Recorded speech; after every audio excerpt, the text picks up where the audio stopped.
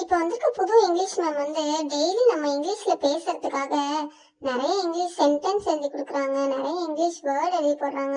அது எல்லாத்தையும் நம்ம கத்துக்குவோம். நம்ம 3 பேரும் டெய்லி ஒண்ணா உட்காந்து இங்கிலீஷ்ல பேச கத்துக்குவோம். நீங்களும் வரீங்களா? ஓகே சுக்கி, நம்ம டெய்லி இங்கே உட்காந்து படிப்போம். நம்ம எல்லாரும் நம்ம அவங்க சொல்லி தரது எல்லாத்தையும் நம்ம டிஸ்கஸ் பண்ணி படிப்போம். நம்ம எல்லாரும் அப்பதானே நல்லா இங்கிலீஷ்ல பேச முடியும். ஓகே, நானும் வரேன். டெய்லி நம்ம இங்கிலீஷ்ல பேசி கத்துக்குவோம். அவங்க சொல்லி கொடுத்த இங்கிலீஷ் சென்டென்ஸ்ல இன்னைக்கு ஒண்ணு எங்களுக்கு சொல்லி கொடுக்குறியா சுக்கி? நாங்க அதை பிராக்டிஸ் பண்ணிக்கிறோம். ஓகே, நான் சொல்லித்தரேன் Pinki Meera.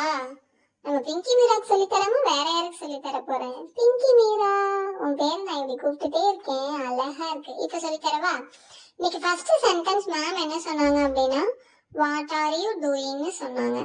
What are you டூயிங்னா அதுக்கு தமிழ்ல நீங்க என்ன பண்ணிக்கொண்டு இருக்கிறீர்கள், அதாவது ஆப்போசிட்ல இருக்கவங்க என்ன பண்ணிட்டு இருக்கீங்க அப்படின்னு நம்ம தமிழ்ல கேட்போம் இல்லையா, அதை நம்ம இங்கிலீஷ்ல சொல்றதுக்கு வாட் ஆர் யூ டூயிங்னு சொல்லணும். சரியா?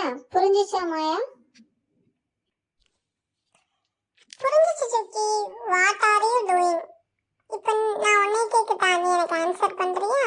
வாட் ஆர் யூ டூயிங் அப்படின்னு நான் உன்னை கேட்டேனா நீ என்ன பண்ணிட்டு இருக்கியோ அதை சொல்லணும். இப்போ வாட் ஆர் யூ டூயிங்னு நீ என்ன கேட்டனா நான் இப்போ எழுதிட்டு இருக்கிறதுனால ஐ ஆம் ரைட்டிங் மை ஹோம்ஒர்க்னு சொல்லணும். தேங்க்யூ சுக்கி, இது நல்லா அண்டர்ஸ்டாண்ட் ஆனிச்சு. டெய்லி ஒரு சென்டென்ஸ் நம்ம இங்கே உட்காந்து படிப்போம்.